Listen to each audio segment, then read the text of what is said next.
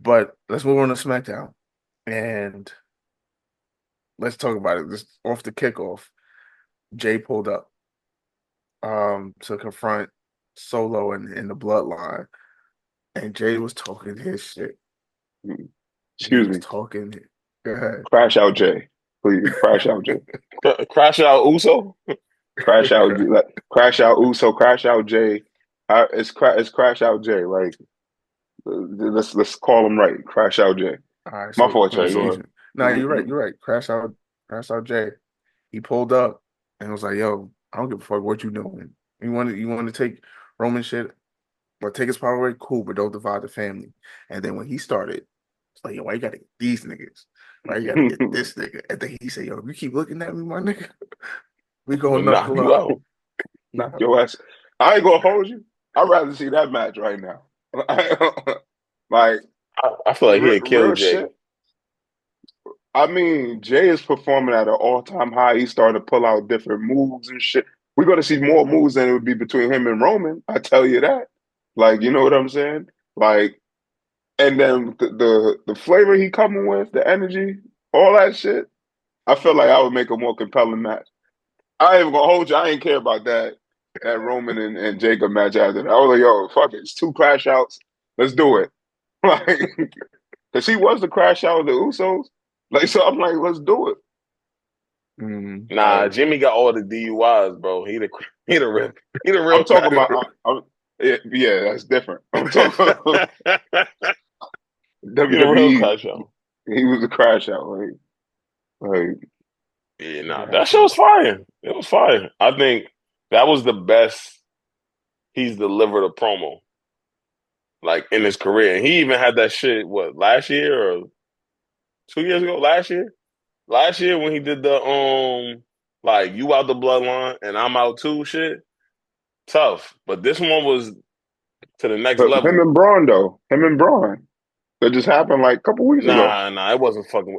Bro, he literally was like, why you went and got the Tongans, and then why you got Jacob? Like, you know, we ain't supposed to be fucking with him. Right. You know, the family not fucking with him. Like, and then It's he better. said, and then he was like, yeah, and if this motherfucker keeps staring, Knock your ass out. But no, that was his best shit. But what I'm saying hmm is he had fire shit in between that. He had a shit between him and yeah, Braun. I'm not. He was like, Look, I'm you not gotta. saying that he. I'm not saying that he hasn't been elevating. I'm saying that was his best work. Mm, That was the one time where it was like, oh yeah, he's really a main event. He's a main event talent because mm, they look like they was out of place. And the only thing Solo could do on the main event level is kind of talk on the mic. That's it. mm. He not wrestling on the main event level anymore. I thought he was better before that, or still the perception of like I'm so used to him losing, I just don't Mm-hmm. believe he'll win. But Mm. yeah, nah, that shit was fire. That shit Sir. was fire. Yes, sir. So yeah, that was a good kickoff and start to SmackDown. I want to talk about the tag match that came right after that, which was the Street Profits versus DIY versus Pretty Deadly. Um, I thought the match was good up until the ending, up until the finish. I feel like the finish was stupid, It was personally. planned. It was planned. I know it was planned, but I don't hmm think that was great creative wise. Because it just made it made it seem like Street Profits they're not ring savvy or they'll have the ring smarts or whatever the case may be. Like it looked cool, but at the end of the day, the result was dumb. When they had Montez pinning the wrong person at the same time that Champa or was it Champa? Yeah, Champa was pinning the Champa, correct yeah. the legal person, and then Street Profits ended up losing. Again, it was a good match. I thought it was a good match. I thought the spots were good. Um, it had that sense of drama with just the finish was just off me. I wasn't fucking with the finish. Did the Street Profits ever won the tag team championship yet? They were Yeah, SmackDown champs, and I think and Raw champs, I believe, yeah, at some point. Yeah, Okay. yeah. they He just won haven't won already. them shits. I just they haven't won them shits in a minute though. I think that's what it But Yeah. is. they focus was like off for a bit too. Like they was with Lashley for a little bit, then it wasn't Mm, on TV. I remember it wasn't on TV. Then Montez Ford came back dumb brolic. Like right. yeah, like they were, and then he was singles for a little bit. Yeah, like they haven't really been at least in the last like year. Tag Mm, team has not been their focus. right. Look, you know what? Fuck it. Let's cut the lights on. And listen, the match is cool. I don't know what you're planning to do after that now. Like, what's the plan with that? Or now they're gonna Oh, go against them like the Street well, Profits? You know, I DIY think is number that one it contenders now yeah. With DIY's number one contenders, to the I don't match. think I'm that they. sorry. They go to the number one contenders match. I think that's what it is. Oh, against Motor City Machine Guns, also fire. Yeah. Yeah. Um, my guess is that somehow, some way, the Street Profits are gonna find their way into a tag team championship match because they technically also won that match. Mm, They weren't pinned, so like they got some argument to their shit. And yeah. Nick Aldis seems to like play with the match setups a little more than Adam Pierce. Like at least they make his character like he's willing to be like more negotiable about like the matches that you get. Mm, yeah. I, Yeah. Again, I feel like I'm sorry, go ahead. I, I HB. I think at this point with the Street Profits is like keep them as a tag team, keep them progressing, but have them kind of start focusing on a solo run or a turn, like a heel turn. Give them these solo runs. I think I brought it up on one of these shows. Like have them start. They have to start making a name for themselves that way. I think that's how you keep them intriguing. You know what I'm saying? Like Mm, as I said, I see a lot of different storylines.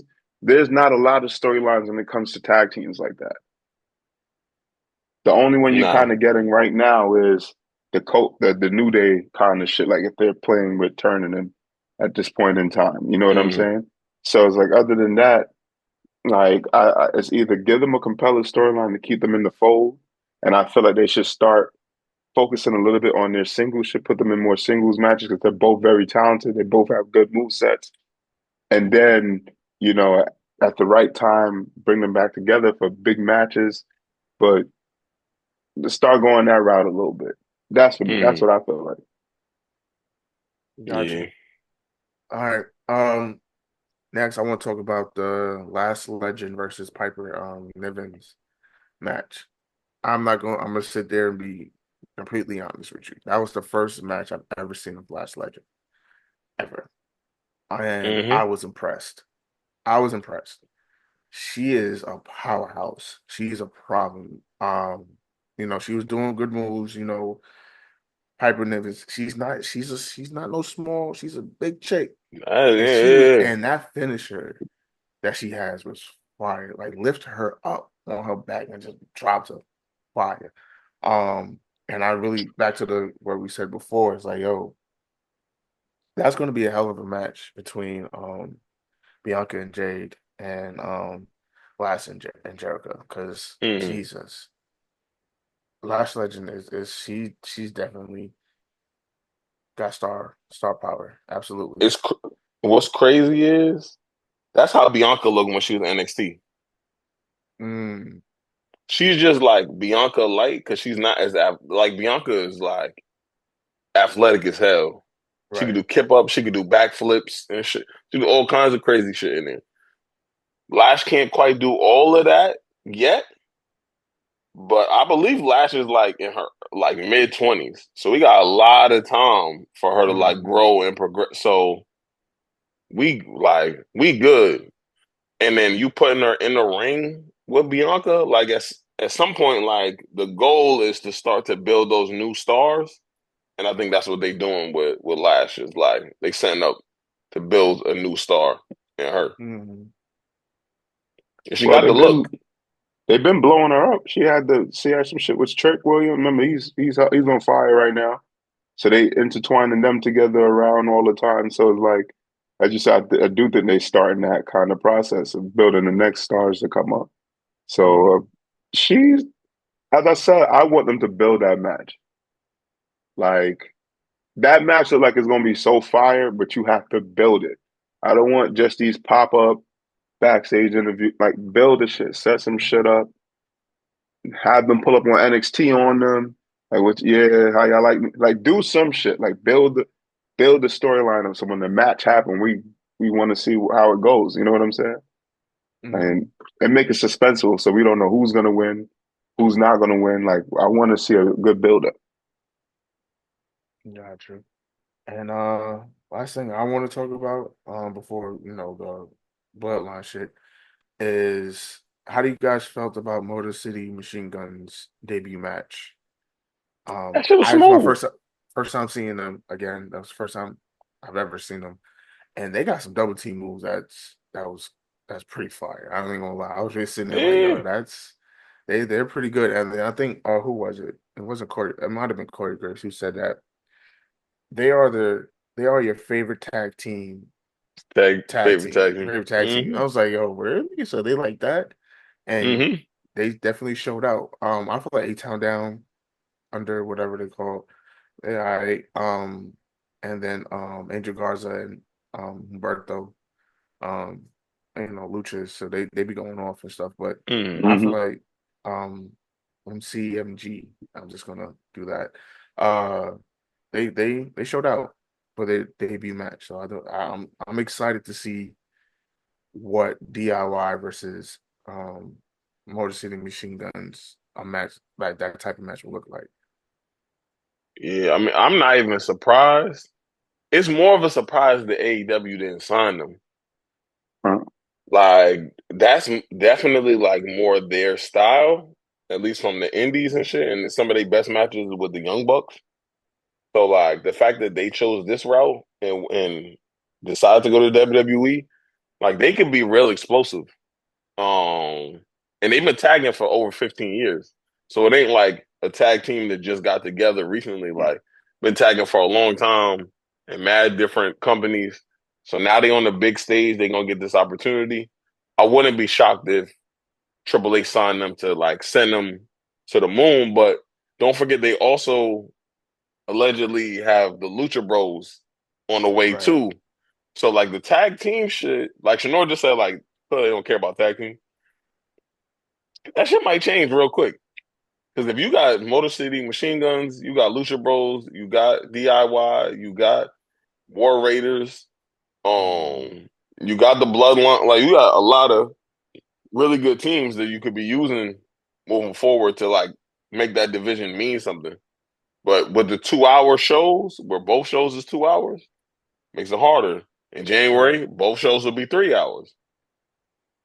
Looking forward to that. Yeah. All right. And then now I want to see how y'all feel about Roman's quote unquote acknowledgement of Solo and how that all broke down. I would say I'm kind of getting this is the second week in a row that they got their ass whooped, both Jimmy and Roman. I didn't think that Roman was really going to acknowledge Solo. I thought that was just, a play on like try to get people Mm. invested. But at the end of the day, just pretty much showing that Jay's gonna eventually just be like, all right, I'm gonna fuck with y'all, and let's take down this Bloodline 2.0. How did y'all feel about that segment? Or if you have any, comments or anything like that? Uh, I feel like it's getting predictable with the Jay shit. Remember, I told you in the last episode, I feel like he should be the last one to pull up. They should go get somebody else, the next person, pull up. Now it becomes, I wouldn't say becomes even, but now they're having compelling back and forths on the show for the next 2, 3 weeks or so. You know what I'm saying? Compelling Mm. back and forths. And then you bring in Jay. Like Jay isn't the motherfucker that comes out now. Now it's like, oh shit. Oh, he's back. Now that would make it pop more. You know what I'm saying? Opposed to him Mm. pulling up right now. That's one. Number two, I like where the story, even though I said it was getting a little predictable, I like where the story is going to a certain extent. Roman tried to acknowledge him. He technically did, but it's showing Solo's power tripping. So you seeing like Mm, developments in Solo's character, little nuances. And he was like, "Yeah, see, I knew he was going to do that." And Roman had that. I mean, older cousin moment, like, or else what? I beat your ass. What you talking about? Type shit. Or else what? And he's like, "See, I knew he was going to do that. Bring him out." mm, So I like that they're showing different nuances with Solo. That he can be, I wouldn't say petty, but he's ruthless. He has a mm, ruthless streak. He's cowardly, or they depicted him not as strong as he should be in the ring, how they portrayed him before. But on the outside of the ring, he's ruthless. You know what mm, I'm saying? So I think that was a great nuance to introduce. And I like how they had the Jay moment that happened earlier in that day, where Jay had his moment on his own, which I think my thoughts on that is it showed him in a strong light. Like I'll pull up on y'all by myself type shit. right. Yeah, I don't need Roman or Jimmy to be here. Yeah. Yeah. And it's solidifying him as a belt holder. Like I'm strong. I don't need nobody. And I'm gonna talk crazy to the strongest motherfucker over here. And he ain't gonna do shit.